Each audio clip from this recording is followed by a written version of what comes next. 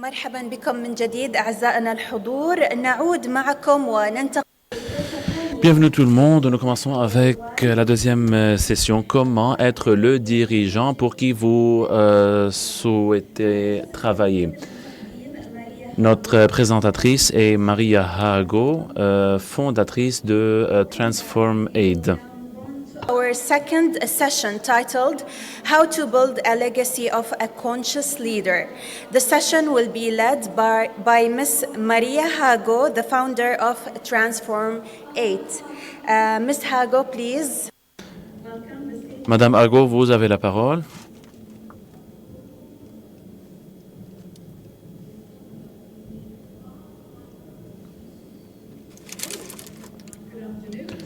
Bonjour tout le monde. I'm absolutely thrilled to be here with you today. C'est un plaisir que d'être avec vous aujourd'hui, non seulement pour vous partager ce savoir et pour célébrer le savoir aujourd'hui dans ce sommet du savoir, mais aussi parce que c'est une opportunité de vous parler d'une de mes passions à propos du leadership consciencieux et comment bâtir les dirigeants qui ont une bonne conscience centrée sur l'être humain et sur les résultats dans les organisations et institutions avec ce développement à l'interne. Alors, nous allons parler en long et en large du cerveau aujourd'hui et je me focalise aussi sur les neurosciences. Je commence avec une petite démonstration.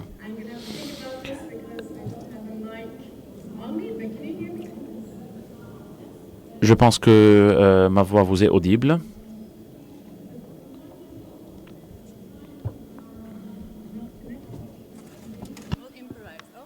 Now it's gone. Oh, here we go. Okay. Très bien. Si vous voulez bien vous mettre debout, s'il vous plaît, nous allons commencer avec un exercice d'activation du cerveau. Et bien sûr, nous n'aimons pas ces exercices interactifs dans des sommets pareils, mais je vais me débarrasser du micro et je vais vous parler sans micro.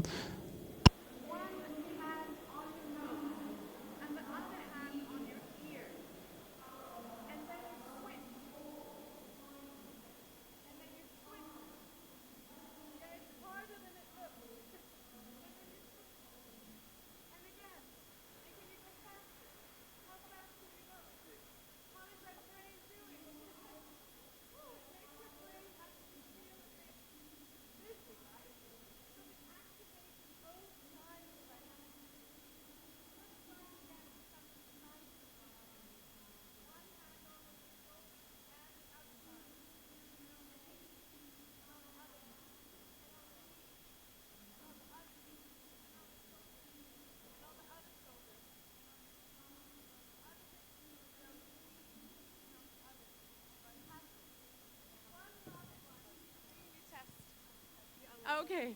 So one last one just to really test. So put your hands up. Alors, levez la main comme ça, s'il vous plaît, avec le pouce de cette manière et l'index de l'autre main et essayez de changer la position. Switch. I see people doing all kinds of things. It's really tricky, huh? And you can feel your brain is working really hard even.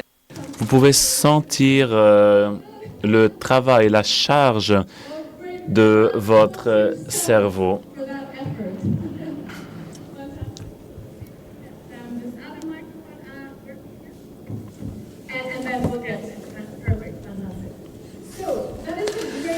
Très bien, c'est une façon très puissante d'activer le cerveau. Nous allons parler aujourd'hui des deux lobes du cerveau, le lobe droit et le lobe gauche, pour un leadership consciencieux. 8,8 trillions de dollars. C'est un chiffre choquant. Mon cerveau ne peut pas même concevoir ce chiffre, même en comparaison avec le PIB de la Chine. C'est le coût mondial à cause du désengagement dans les lieux de travail. 8,8 trillions, bien sûr, ce n'est pas un chiffre que vous sentez tous les jours, mais peut-être vous pourrez calculer le coût par rapport à votre organisation. Ce chiffre est mesuré sur la base de la productivité et la période moyenne de travail chaque jour, 2 à 3 heures. Comment pousser les gens à être plus productifs. Et ceci nous donne cette opportunité d'être flexible avec nos employés. S'ils sont un peu en retard, s'ils veulent partir un peu avant l'heure, s'il y a quelqu'un qui doivent prendre soin de cette personne, peut-être qu'il ne faut pas être tellement rigide. Alors, il y a beaucoup de personnes qui quittent l'organisation à cause du désengagement et aussi les clients sont moins satisfaits avec des employés désengagés et ceci a un grand impact sur nos projets. C'est un chiffre immense qui m'a choqué et je pense que ça vous a choqué aussi. Mais 23% seulement des personnes sont engagées professionnellement, ce que vous voyez en vert, et 77% des personnes sont désengagées. Alors, je vous pose une question. Qui d'entre vous a ce rêve d'être désengagé professionnellement? Personne, apparemment. Personne n'essaie d'être désengagé. Personne ne veut mener une vie désengagée parce qu'un désengagement professionnel aura un effet de domino sur notre vie personnelle. Et nous pouvons voir aussi ces statistiques dévastatrices, choquantes aussi, basées sur notre perception de notre bien-être personnel et aussi notre raison d'être. Oubliez le travail, nous parlons de notre vie. Et si notre vie, nous ne la vivons pas de manière engagée, avec une bonne raison d'être et avec une certaine satisfaction, quelle est la signification de tout cela? Nous avons seulement une vie et si les résultats sont de la sorte, imaginez notre perte, la perte de chaque individu, de l'humanité, des 77 personnes, des personnes et des 66% aussi des personnes qui sont désengagées, qui souffrent ou dans leur vie personnelle. Et ceci me rend triste et j'espère que ça vous rende aussi triste. Mais la bonne nouvelle est la suivante. Nous avons des méthodes à travers lesquelles nous pouvons passer outre. Mais réfléchissons à propos de ce désengagement professionnel et personnel. Comment est-ce que ceci impacte toutes ces industries? Nous réfléchissons un tout petit peu sur l'industrie pharmaceutique ou les conflits mondiaux, l'éducation, les systèmes éducatifs, les droits humains. Nous avons parlé du QE dans l'IA. Mais pour une personne désengagée professionnellement et personnellement, comment est-ce que ceci se traduit sur les modèles d'IA dans le futur? Aujourd'hui, c'est un temps de réflexion et il est grand temps de commencer ce changement. Ceci pourrait être perçu aussi professionnellement où la crise de santé mentale s'exacerbe avec le burn-out qui devient plus fréquent aujourd'hui dans les endroits et les milieux de travail. Et ceci est attristant.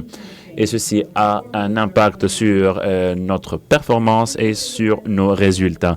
Même en ce qui concerne l'inclusion, la diversité, la tolérance et l'inclusion psychologique, nous notons un progrès mais limité. Nous avons passé les décennies à parler de ces thèmes et j'espère qu'aujourd'hui, nous pourrions nous développer sur ces sujets parce que pour moi, je pense qu'il est très bien d'avoir des programmes de sensibilisation mentale, etc. Mais nous avons besoin aujourd'hui plus que jamais de créer une culture professionnelle qui se focalise sur les pratiques pérennes, non seulement les méthodes d'y passer outre, parce qu'avec une faille des systèmes, il est impossible pour les humains de guérir. Et ceci, je l'appelle la pérennité humaine. Nous avons eu l'opportunité d'assister à Expo 2020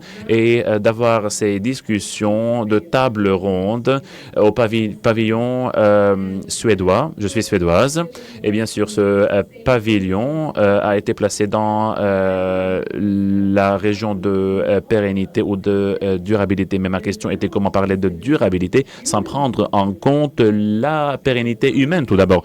Parce qu'un homme ou un être humain non durable ne peut prendre ces décisions consciencieuses à propos de l'éducation, la planète, etc., et les ressources naturelles.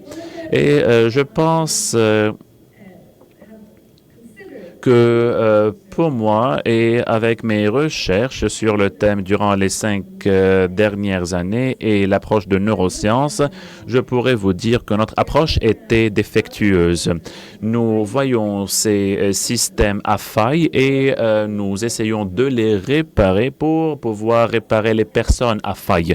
Mais ceci n'est pas efficace. Aujourd'hui, nous avons besoin de changer la formule pour pouvoir voir comment guérir les leaders défaillants pour qu'ils puissent guérir ce système défaillant et par la suite aider tout le monde à aller de l'avant parce qu'un dirigeant guéri pourrait contribuer à la guérison des systèmes. Nous avons toujours entendu cette phrase, les employés ne quittent pas les organisations, mais quittent les dirigeants qui ne sont pas consciencieux, parce que ces dirigeants en personne sont motivés par les comportements du leadership ou du mauvais leadership, et ceci crée une grande quantité de stress dans les équipes, ce qui nuit à l'engagement et ce qui exacerbe ce cercle vicieux de stress et de désengagement. Mais au lieu de reprocher les leaders pour leur leadership, je ne sais pas combien d'entre vous ont eu cette expérience comme dirigeant avec toutes les préoccupations sur les personnes qui démissionnent et vous pensez à ce que les gens vont vous reprocher, vous êtes la cause, vous êtes jugé comme dirigeant, même si vous essayez de faire de votre mieux, mais vous êtes dans ce cercle vicieux de stress et ceci vous paralyse. Et je pense qu'aujourd'hui, ceci exacerbe le problème, mais ce que nous pouvons améliorer, nous pouvons le faire à travers ces questions importantes. Premièrement, est-ce que nous choisissons les bons dirigeants quand nous embauchons les dirigeants? Est-ce que nous essayons de trouver les traits comme l'empathie, la compassion, etc. ou est-ce que nous nous basons seulement sur les matrices de performance? Mais il y a une relation que nous ne pouvons pas négliger. Alors, en nous focalisons sur sur la performance, il faut nous focaliser d'abord sur les spécificités humaines. Puis, est-ce que nous célébrons les bons leaders dans notre organisation? Quand nous célébrons ces dirigeants, est-ce que ceci est basé seulement sur les résultats ou est-ce que nous nous rendons compte aussi des autres compétences humanistiques, attraits humanistiques? Et puis, est-ce que nous développons ces dirigeants de la meilleure manière? Je pense à mes études en business, en affaires et même avec ma carrière professionnelle de 20 ans. Je pense à ces points aujourd'hui. Ces thèmes sont relativement nouveaux, mais cette approche n'est pas fondamentale et ceci est requis aujourd'hui pour pouvoir bondir et opérer ce changement. Ce qui est intéressant entre ces chiffres publiés par cette institution à propos des traits différentiels des bons leaders.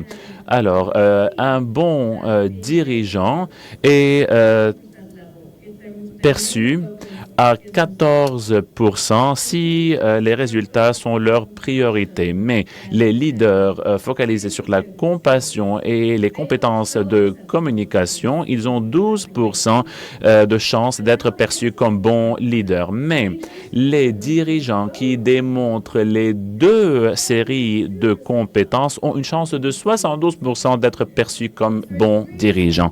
Alors, ceci nous montre que nous ne pouvons pas nous contenter d'une compétence en dépit de l'autre.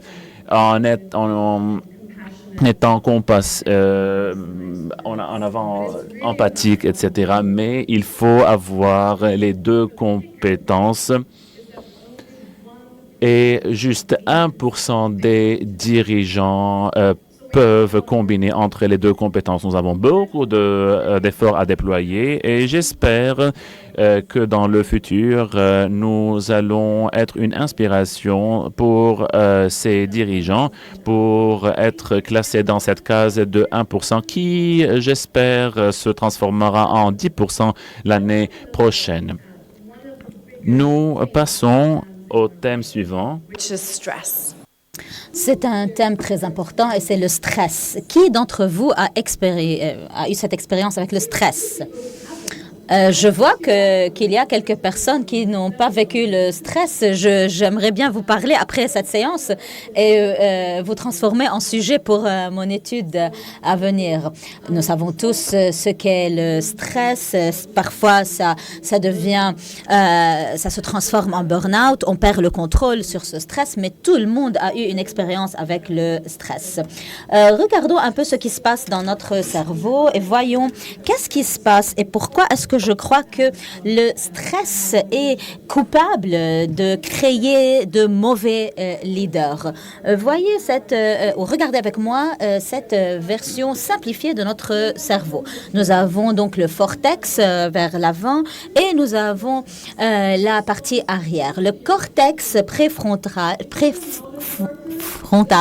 c'est la partie du cerveau qui est responsable du travail, de la pensée. C'est la logique. Donc, la capacité d'analyse, de réfléchir, de résoudre les problèmes, mais ça inclut aussi votre intuition, votre régulateur d'émotions. Et donc, pensez avec moi, si ces éléments ne fonctionnent pas bien, qu'est-ce qui se passe?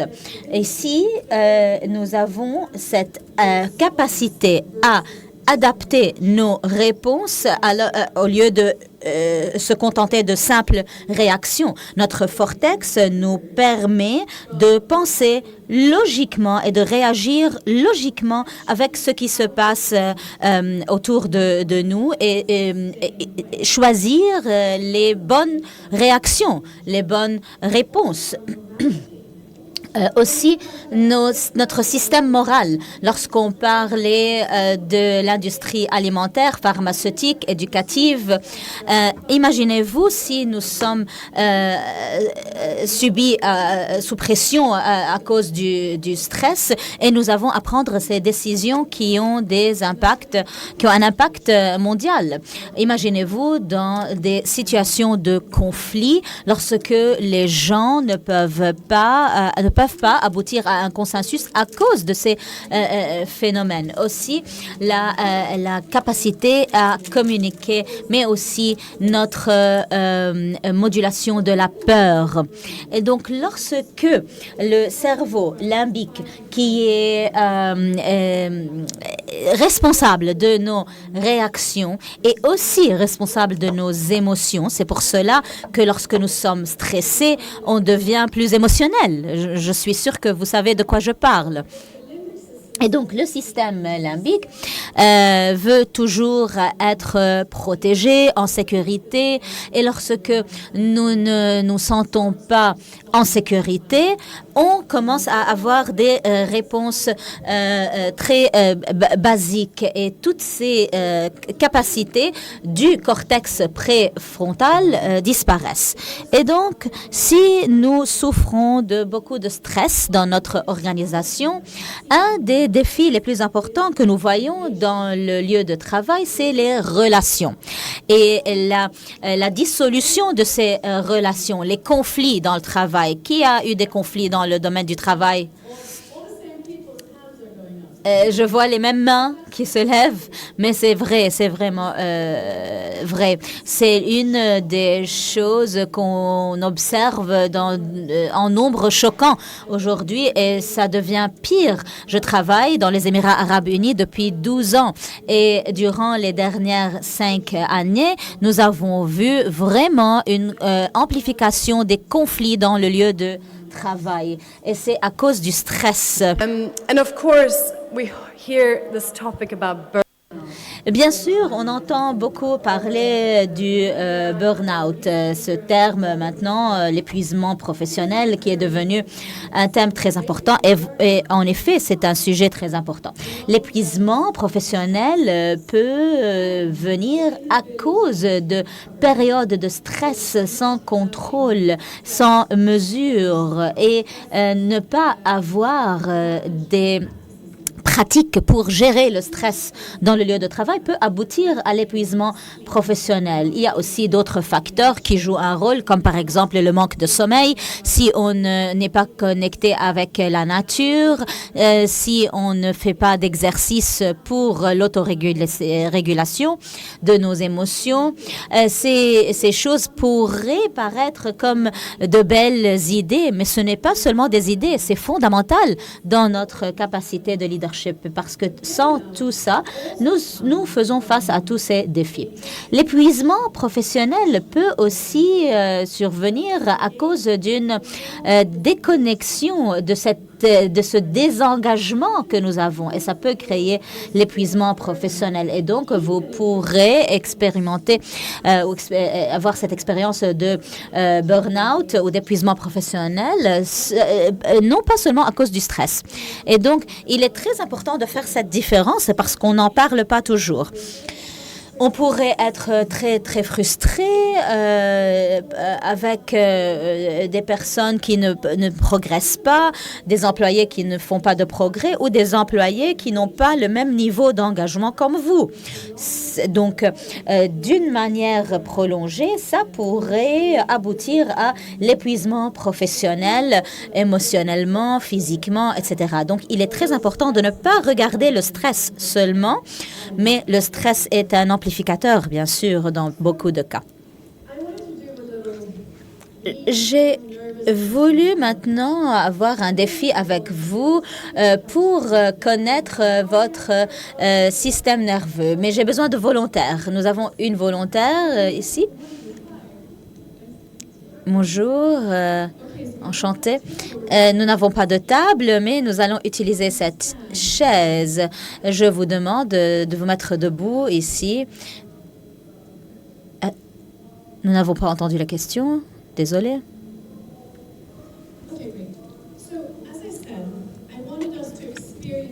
Et donc, comme je vous l'ai dit, c'est une expérience avec notre système nerveux. Je suis déjà stressée. Ça va vous aider, au fait.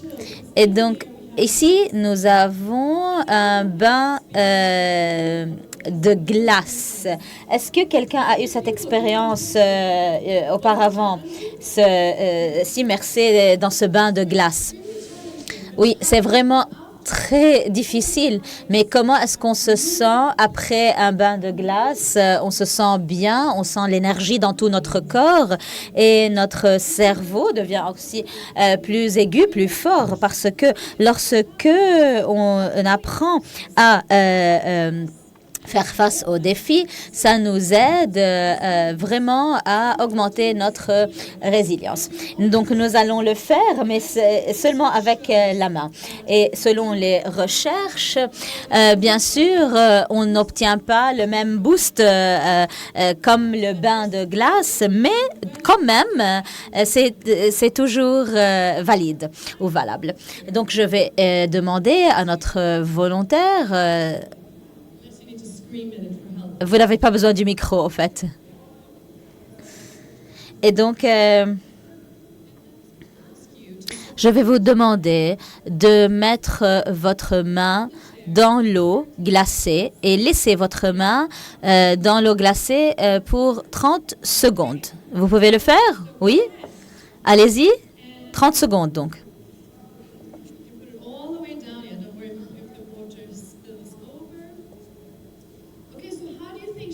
Comment est-ce que vous croyez qu'elle se sent? Elle a mal, peut-être? Comment est-ce que vous vous sentez? C'est bon. Elle est forte. Donnez-lui encore quelques secondes. J'ai le chronomètre ici. Mais au début, on ne ressent rien. Et puis, notre système nerveux commence à travailler parce que le système nerveux nous dit vous devez faire sortir votre main parce que vous allez mourir. Et bien sûr, on sait qu'on ne va pas mourir. Je ne ressens rien. Au fait, j'ai un engourdissement. Je vais sortir la main.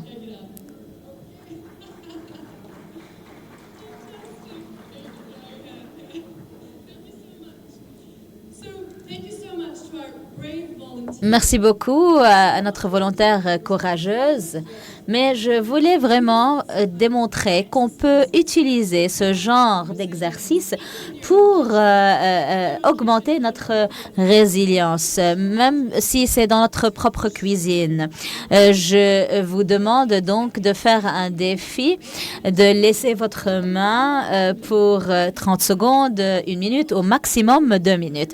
Et ce que vous allez faire, c'est que vous allez renforcer votre résilience et votre capacité à faire face aux problèmes ou aux conditions difficiles.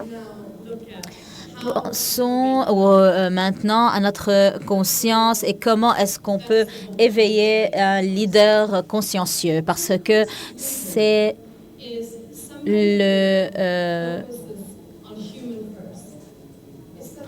le sujet de notre discussion. Donc, quand on parle de leader consciencieux, c'est quelqu'un qui n'a pas peur de faire introduire l'amour et la compassion ou l'empathie dans le domaine du travail. On ne parle pas, bien sûr, d'une séance de yoga ici, mais les recherches nous montrent qu'il est très important d'introduire cet élément humain dans notre lieu de travail parce que nous ne sommes pas humains durant le week-end et puis nous transformons en machine dans le lieu de travail. Ce n'est pas le cas. Et donc, on doit faire la différence. On doit pouvoir être plus en contact avec ce côté humain que nous avons. Parce que, comme nous l'avons vu, ça a des bénéfices sur notre niveau de stress, sur notre performance, mais aussi ça contribue à nos résultats. Non pas parce que nous voulons réduire ces 8,8 trillions de dollars, mais il y a des études de l'Université d'Oxford avec Indeed.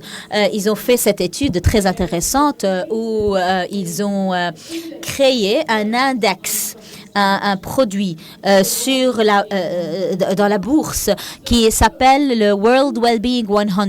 Et ils ont pris les 100 entreprises les plus performantes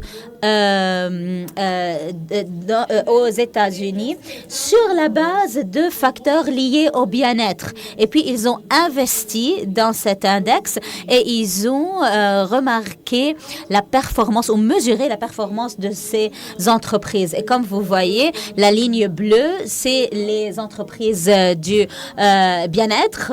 Et donc, cet index a eu une performance meilleure que les index connus comme le Russell 3000 et le Nasdaq et le S&P 500.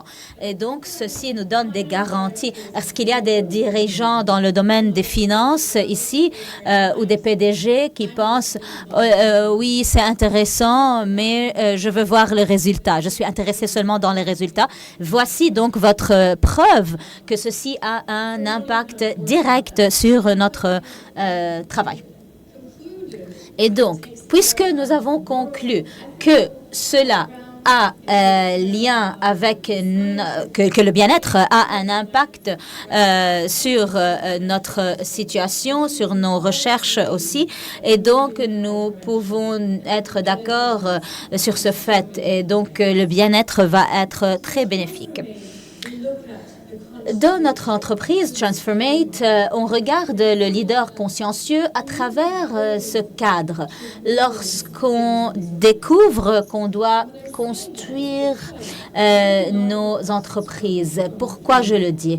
Nous avons beaucoup de demandes de nos clients qui viennent à nous et qui disent « Nous voulons travailler dans le domaine de la sûreté psychologique et la confiance dans le milieu de travail. » Et donc, on leur répond, c'est très bon, commençons le travail et commençons à travailler avec ce cerveau, le cerveau gauche, le cerveau droit. Ils nous disent non, nous voulons seulement un entraînement ou une formation en matière de sécurité psychologique avec notre équipe. Et nous avons besoin de leur dire que ça ne marche pas comme ça, qu'on doit commencer de la source. Et c'est là une des choses qui manque. On essaie d'aller outre les différentes étapes, de ne pas faire la fondation, d'oublier à propos de la fondation. Créons un programme de bien-être. C'est fantastique, mais vous commencez à gérer le programme et vous remarquez que les leaders ne viennent pas, sont toujours absents. Et donc ici, vous allez changer d'attitude et vous allez faire face à beaucoup de résistance. Mais lorsque vous expliquez les choses sur la base de ces preuves, les personnes vont être convaincues. Et ici, on peut voir cet impact sérieux et comment on peut transformer la culture de notre organisation pour devenir plus consciencieuse. Nous aimons nous concentrer sur ces premiers 3 pas et c'est la reconnaissance, la régulation et l'intégration. Donc voilà les 3 premières phases. Regardons très brièvement ce que veut dire la conscience en soi.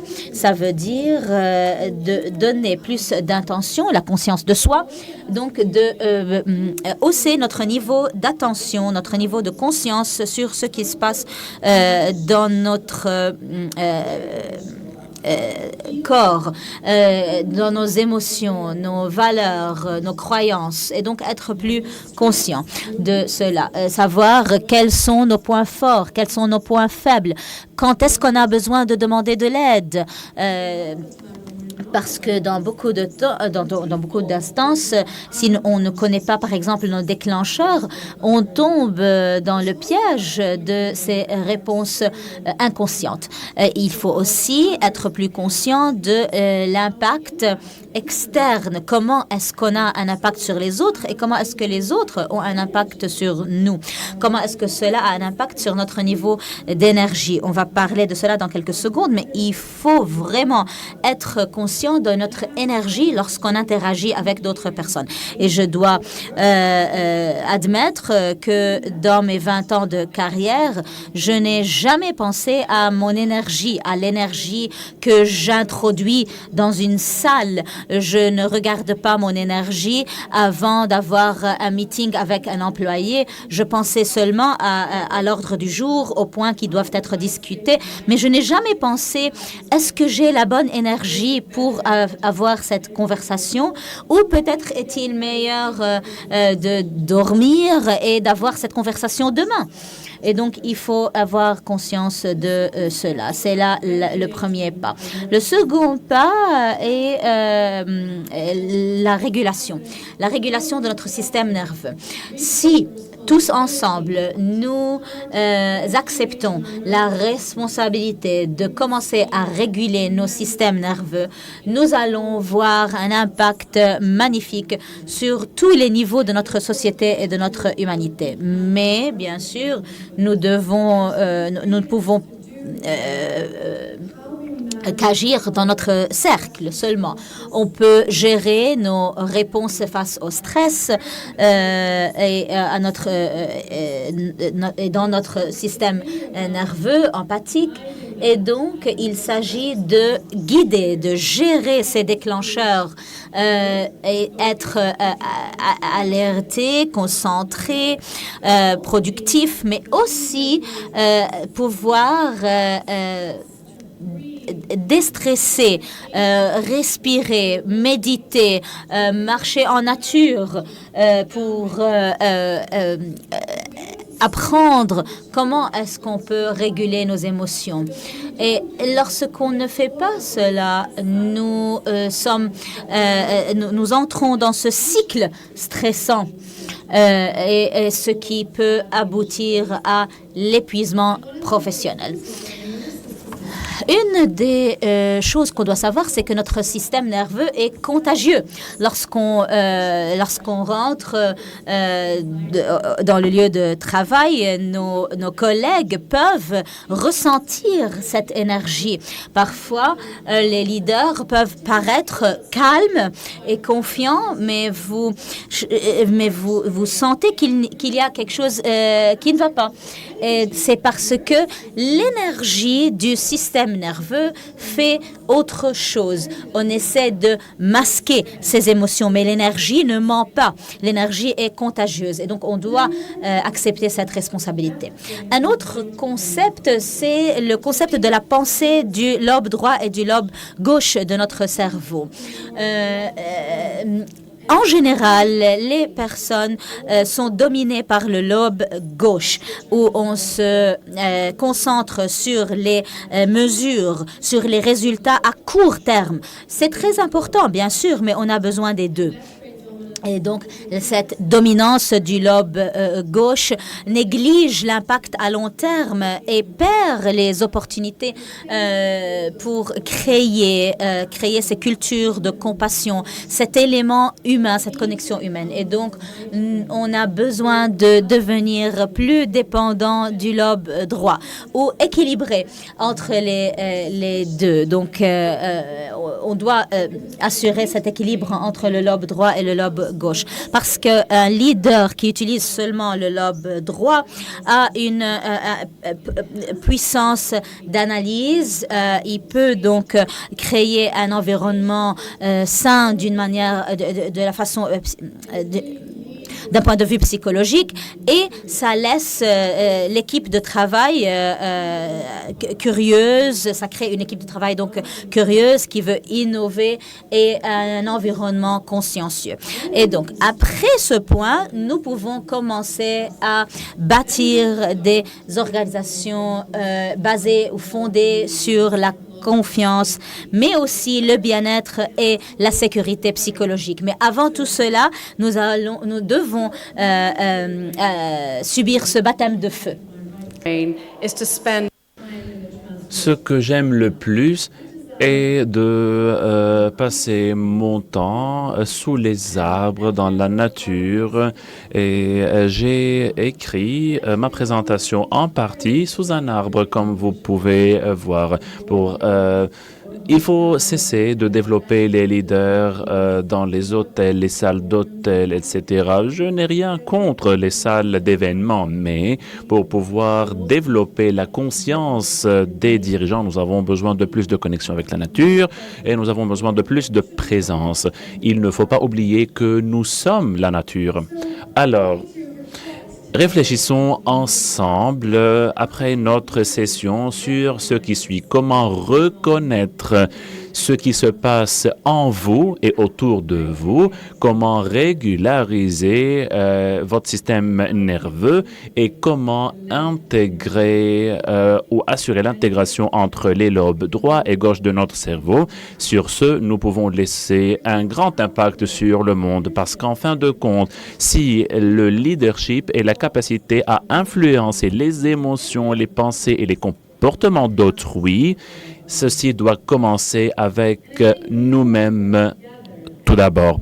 Alors, réfléchissons comment améliorer les résultats. Et puis, merci beaucoup pour votre présence et votre participation aujourd'hui. J'espère que j'ai laissé une petite inspiration qui va vous être utile dans vos endroits de travail. Et pour maximiser l'impact, j'ai une question. J'ai besoin d'un volontaire. Alors, avec l'aide de notre volontaire, merci beaucoup pour votre enthousiasme. Alors, commencez à applaudir d'une manière rythmée. Et j'ai besoin d'une personne aussi, d'une autre personne. Alors, applaudissez, applaudissez, très bien. Avec encore une personne qui applaudit, très bien. Est-ce que cette partie de la salle peut applaudir ensemble sur le même rythme? Maintenant, je demande à tout le monde de faire de même. Applaudissez, très bien, bravo. Rapidement, plus rapidement, plus rapidement, plus rapidement, plus intense, très bien. J'adore, merci beaucoup, merci tout le monde. Alors, en applaudissant ensemble, vous avez vu comment l'énergie, comment le bruit augmente. Alors, allez et partagez cette énergie de leadership avec le monde. Merci beaucoup.